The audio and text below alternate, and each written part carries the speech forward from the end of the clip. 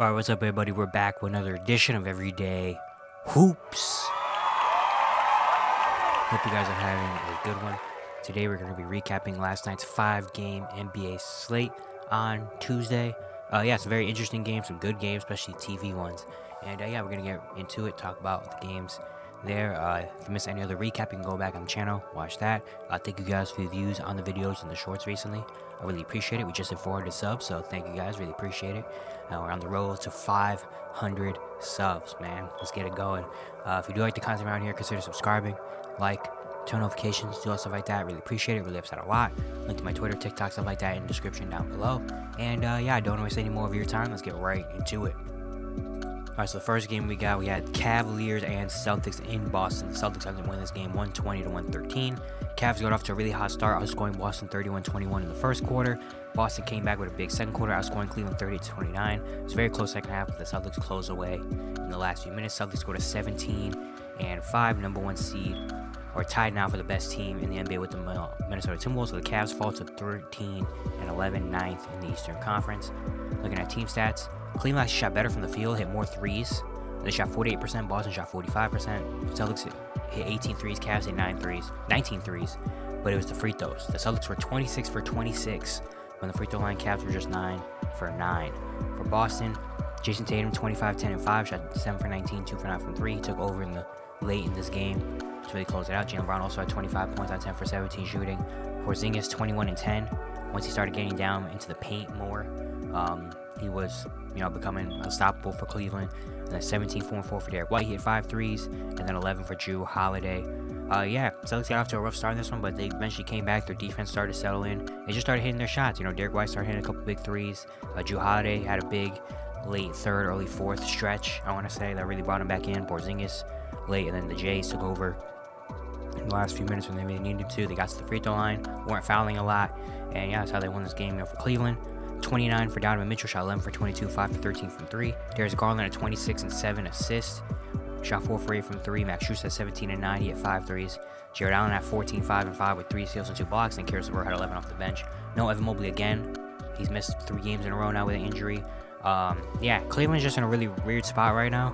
They've had a lot of injuries. They haven't really had a healthy stretch. Like, this is the healthiest they've been, but then Evan Mobley's missed the last 3 games. So it's like, they haven't really had a healthy stretch for more than maybe 2 or 3 games this year, so we can't really see this full team healthy. You could definitely see their defense.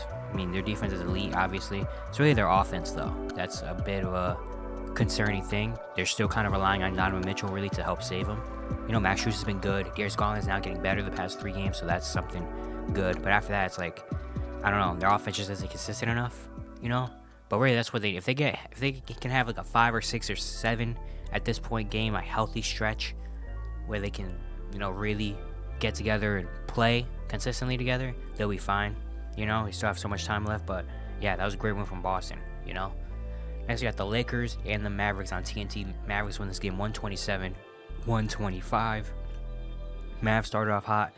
They had a big first quarter, then had a big end to the second quarter. They were led by double digits, but then the Lakers outscored Dallas 34-22 in the third quarter. And then Luka Doncic and Tim Hardaway Jr. and Dante Exum took over in the fourth quarter. The Mavericks ended up winning. They go to 15-8. Lakers fall to 14-10, their first game since the in-season tournament championship game. Mavs also have won 4 in a row now. They're balling. Looking at team stats, the Lakers actually shot 54% from the field. Dallas shot 49%. The Mavs hit 21 threes in this game. Lakers hit 15. Dallas forced 15 LA turnovers as well. For the Mavs, Luka Doncic 33, 6 and 17, shot 12 for 28, 3 for 10 from 3. Just has been dominant. He's had 8 straight 30-point games. He has just been dominating. And last night there's really no one to stop him. Tim Hardaway Jr., amazing game, 32 points, hit 5 threes off the bench. He's in the running, if not maybe the top running in 6th man of the year. He's just been absolutely amazing this season. His second 30-point game off the bench. Just provided a lot of shot making, especially with Kyrie Irving not out there. They needed a lot more, and Tim Hardaway Jr. brought it in. Dante Exum as well, 26 points, a career high 7 3-pointers. I think they said he had 8 threes the entire season coming into this game. Then he had 7 last night. It's just been big to see. The last 3 or 4 games he's really stepped up. He was a former top 5 pick. Or was he number 5 or 6, something like that? Couldn't really find it in Utah. He was in Cleveland for a little bit, Houston, and went back overseas, and Dallas picked him back up, and now he's been a valuable player. Guy that has been kind of a secondary ball handler when we need him to. His 3-point shot has developed a lot. His defense is really good. He's just turned into a really solid role player for Dallas. It's great to see that from him. And yeah, he really was needed last night. He had 17 points in the fourth quarter. And yeah, Grant Williams also had 19 points. He had 5 threes. Just a great game from Dallas overall. Their role players have been really good this year. I've said it a lot that I wasn't a big believer in the Mavericks coming into this season because I didn't know how consistent their role players could be. But they've been really good. Grant Williams has been hitting shots. Dante Exum now is starting to hit shots. Tim Hardaway Jr. has been amazing this year, even without Kyrie Irving out there. They still got in and got it done. A great win over a Laker team. For LA, 37-11 for Anthony Davis, shot 15 for 21. 33-8-9 for LeBron with 3 steals. He had a big second and third quarter. 22-5-8 for Austin Reeves off the bench. And Taurean Prince had 15 points. He had 5 threes. Really just couldn't guard the Mavs. They let up 127 points. The Mavs, the 3-ball was just falling for them. They also didn't get great games from D'Angelo Russell, Cam Reddish. Besides Austin Reeves, no one else really did much. Jared Vanderbilt didn't play in this game.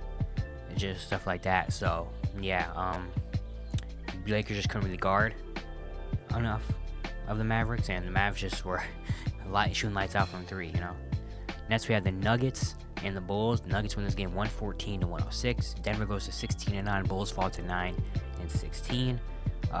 It was a very kind of close game throughout most of it. The Nuggets had a big third quarter to kind of extend the lead. The Bulls come back late. Nikola Jokic only played 16 minutes in the first half before getting ejected, which that was a very bad ejection because all he did was talk to the ref and he got ejected. That was, I don't know what that's about. Team stats, Denver shot 47% of the field. Bulls shot 42%. Denver out-rebounded the Bulls 46-41, including 15 offensive boards. For Denver, Reggie Jackson, 25 points, 6 assists, shot 5 for 8 from 3. Another really, really good game from him. 17-10 for Michael Porter Jr. He was hitting with big shots. Julian Strawther had 16 points. Aaron Gordon had 14, 7, and 6. And then Christian Brown had 13 points off the bench as well. DeAndre Jordan had 10 rebounds and 2 blocks in this game. Good win from Denver. They won a couple in a row now. Starting to find it. They won a little tough losing streak when Nikola Jokic wasn't playing great. But now, even without Jokic last night, they beat the Bulls still. But yeah, that was a bad ejection. The refs got to be better. Refs have to be better. Of course, they have a really, really tough job, obviously. But it's really like the technicals and stuff. And even the Mavericks game, there was a tech where Tim Hardaway Jr. hung on the rim for a second. And he got a tech, which was bad because they're calling that the rim hanging thing. But also, they don't do it all often because sometimes, you dunk and there's a player under you. You don't want to, if you let go, you're going to fall to the floor and fall bad. So the refs give you a little leeway with that. But they didn't give any leeway to Tim Hardaway Jr. on that, which was very bad. And it's not like he did if he would have pulled up on the rim or something like that, then okay. But he literally just dunked, waited for AD to go around, and then came off. And they called the tag. That was a very bad tag. And then Nikola Jokic ejection yesterday. I understand maybe a warning, maybe a technical foul there, but an ejection, especially for him not even doing anything crazy, that's, I don't know, man. The refs got to be way, way better at just that type of stuff. I feel like they have so much, they think they have so much power, and the NBA gives them a lot of power when really, we're not coming to see the refs. We don't care about you guys, and respectfully. We want to see the players play. We want to see the star players out there. We want to see best basketball. And if you guys are controlling it like this, and anytime any player shows a little bit of emotion, it's a tech or you're just losing. You're just sucking the fun out of the game. It's bad. But yeah, the Bulls, Kobe White, another good game, 27 points, 8 assists, shot 5 of 10 from 3. He's been very, very good the past 5 games since Zach LaVine went out. He's been absolutely amazing. 26, 16, and 5 for Nikola Vucevic. 14 for DeMar, shot 3 for 13. Yeah, just not a great shooting game from the Bulls. They've been playing a lot better, though. They've won 3 of their last 5 games. So they're starting to look a little bit better without Zach LaVine. Kobe White's taking a step forward. Patrick Williams look a lot better. They do have Alex Caruso injured, which sucks. But, the Nuggets came in, got a good win without their star. Next, we have the Warriors and Suns. Suns win this game 119-116. No KD today. Bradley Beal did return, though. So we did not get the big 3, but they said maybe on Thursday. They play on Thursday. They play tonight. Tonight they play the Brooklyn Nets. So maybe we get our first look at the big 3, but is Bradley Beal going to play? I don't know. But, yeah, the Warriors were actually up big. They're up by double digits for a lot of the first half, especially the second quarter. Suns have a big third quarter to bring it back. The Suns eventually win this game. Devin Booker, Jordan Goodwin as well has some big shots or did some good things. But yeah, it was really Devin Booker pulling the Warriors away. Suns go to 13-10. Warriors fall to 10 and 13. Looking at team stats, both teams shot 45% from the field. Warriors actually hit more threes than them. Suns did have 7 blocks, 8 steals in this one. Devin Booker, 32, 4 and 7, shot 12 for 23, 3 for 6 and 3. Absolutely dominating the game. Getting whatever he wanted, scoring wise, passing the ball. How great he's been this season. He was doing it for everybody else. And yeah, just really closing out, looking like a superstar out there, beating Golden State. Yusuf Nurkic at 17, 13, and 7 as well. Living at the free throw line, 10 for 11. 16 for Bradley Beal in his first game in a little while. Jordan Goodwin, 16, 5 and 6 off the bench. 14 for Chimezie Metu, and then 10 points in 11 minutes for Josh Okogie, who hit 3 threes. Great win from the Suns, as a whole team. Bradley Beal's back, which is a good sign. Kevin Durant may be back, and maybe we can get their first game together tonight. I'm not really counting on it because I don't know how they're gonna do with Bradley Beal playing back-to-backs with stuff like that. But the Suns came in, got a good win, persevered. The Warriors were on them early. They came back though, started to hit their threes. The role players started to get better. Making the little energy plays happen. Defensively, they started locking and got the win for the Warriors. 24 for Steph, shot 8 for 24, 4 for 15 from 3. The bench really for the Warriors was good. Brandon Podziemski, 20, 11, and 5, shot 9 for 14. He's been great so far. 16 for Jonathan Kuminga, 15 for Darius Arch, 15 and 11 assists for Chris Paul, 12 for Moses Moody. 5 players off the bench had double digits for the Warriors. Meanwhile, the starting lineup for the Warriors, Klay Thompson, 27 minutes, 7 points, 2 for 10, 1 for 8 from 3. I think he hit his first 3, and then from then on, I don't think he did anything the rest of the game. He got benched late in the fourth quarter. Andrew Wiggins, 15 minutes, 3 points, 1 for 7. Kevon Looney, 11 minutes, 5 rebounds, didn't score. Draymond Green, 17 minutes, 2 points, got ejected again. And now maybe another suspension coming, just another craziness from Draymond. Just the way he did that was like, I was like watching, it was kind of late. I was watching it, and then I looked up. I looked at my phone for a second, and I looked up, and all of a sudden, he just, hit Yusuf Nurkic. I was like, wait, what? Are they fighting? I was like, wait, what happened? And then I saw the replay, and I was like, bro, what? How, I just don't understand. But yeah, the starting lineup was horrible for the Warriors. The bench really came in. The bench really, was the game, the Warriors, and they just couldn't hit enough shots at the end. Steph Curry missed a big shot, 3-point that would have tied it up, because the Suns were kind of letting up on the game and let the Warriors sneak back in to make it a 3-point game. But yeah, we've said this all year. I've said it in multiple videos and stuff. But yeah, Klay Thompson, Andrew Wiggins, the other starters is just no consistency. They're not giving you anything. So the Warriors definitely need to make some moves if they want another chance at another championship. But the Suns put together another good win. And the final game we had was Kings Clippers. Clippers win this game 119-99. They now are the hottest team in the league right now. They won 5 games in a row. They're up to 13-10. As well, the Kings fall to 13-9. They had a big second quarter, outscoring the Kings 38-24. From then on out, just kind of cruised through the rest of it. Team stats: Clippers shot 52% from the field, Kings shot 42%.